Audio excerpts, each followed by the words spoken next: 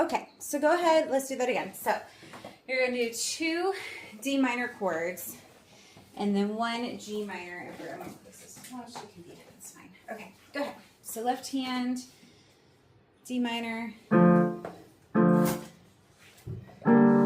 Good, good. And I like how you readjusted to make it comfortable.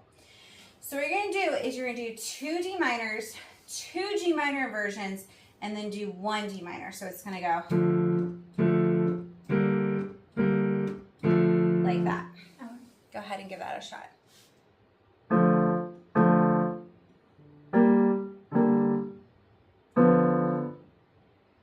There it is. So back to D minor. Now we're going to do what's called an A minor 7. And an A minor 7 is very interesting. Let me see how. Yeah, but we're going to have a C sharp in there. That's not an A minor 7. That is not an A minor 7 at all. Hold on. Let me pop. Okay, so this is an A7. It's a major chord. So I'm going to show you how this works. So you're going to go ahead and find an A major chord for me. Yep. So what is an A major chord? What 3 keys? A, C sharp. C sharp, good. And then E. Yep. So go ahead and play that. Now for 7, when we have a chord and there's a 7 in there, we're actually adding the 7th note. So 1, 2, 3, 4, 5, 6, 7. So we're going to add G to this. So it's going to be like A, C sharp, E, and G. Yeah, right? I know. How can you do it? There you go. You got it. Good. Now, what we do when it comes to 7 chords, we're going to chew it up and spit it out, okay? Literally. So we are going to ditch the E. So now it's just going to be A, C sharp, and G. So go ahead and play it again where it's just A, C sharp, and G. Yep. Now we're going to flip it around though. Let's flip the G down towards G, A, and C sharp.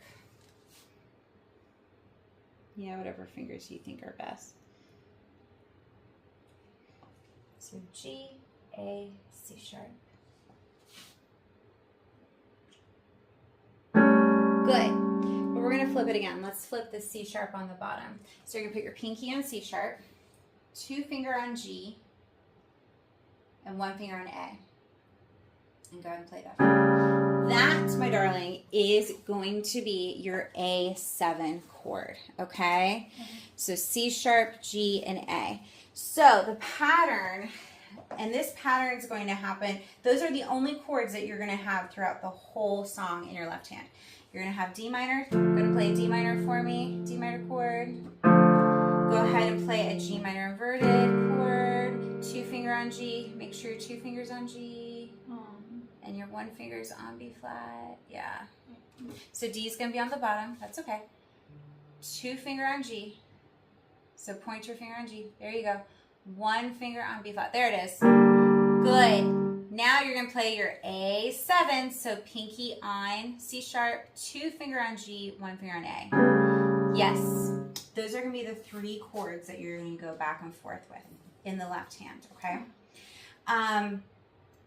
Now we can write out what they're going to do. So because I'm trying to see it, so you've got D minor, D minor, G minor, G minor, D minor. Sorry, I'm talking. They're not consistent. You see what I'm saying? Like they're not consistent with what they are. So I can write out the order for you. Do you think that would help? Yeah. Okay, let's do that.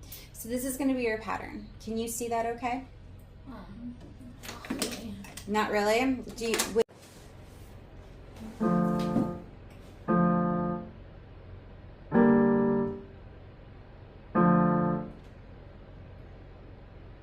Oh, you're supposed to have 2 of those.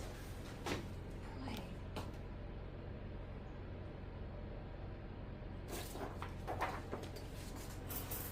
Go ahead.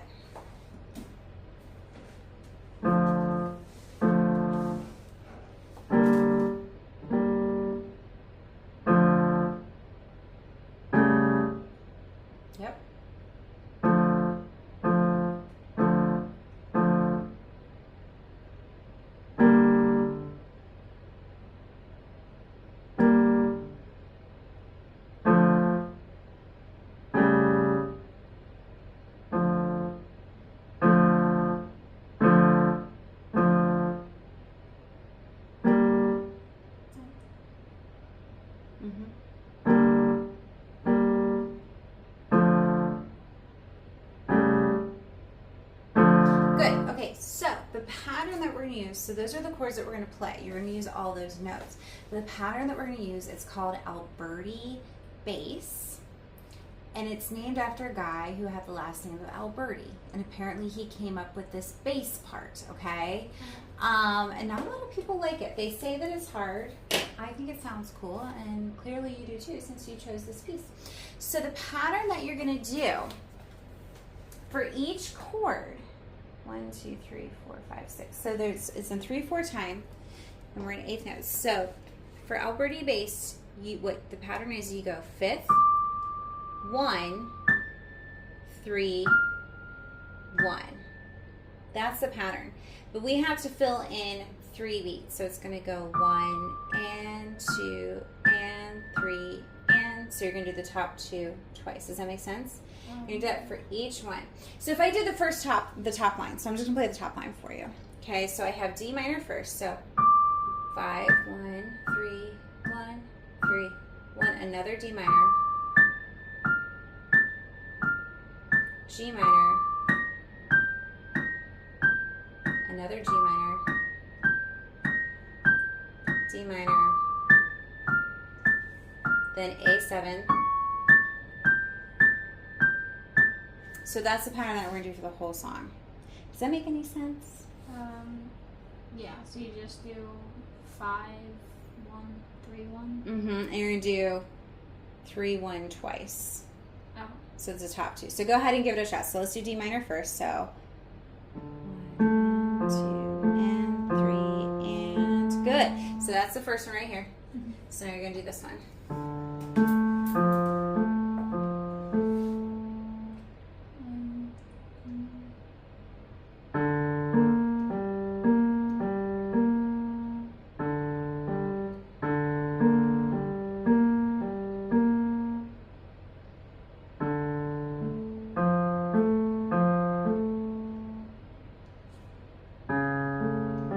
Okay, so I'm going to have you step up. So this is the last thing I'm going to do. Oh, I guess I could have done it on another piano. Look at me switching us on pianos, and we didn't even need to.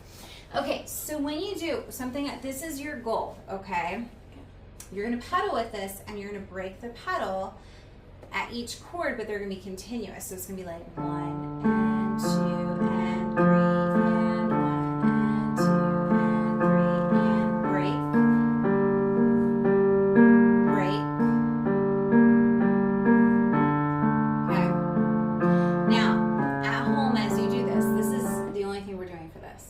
If you start getting antsy and you're like, this is boring, you, if you want, can improvise in your D minor pentascale. So you could be like,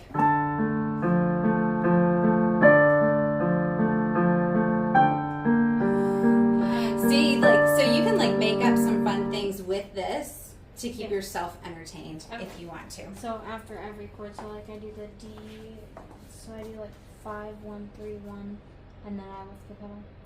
Yeah, so you're going to break it when you start each new chord. So here, sit down. We'll try it. And it might be messy at first, so and that's okay. Should I play, like, lift up the pedal in between, like, these two? Yeah, so you do, like, on the very, well, here, I'll show you. So go ahead, and we'll do the first one. Yeah.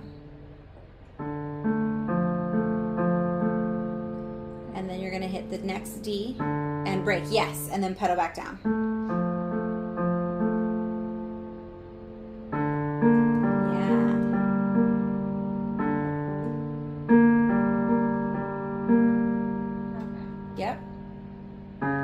Yep, you got it.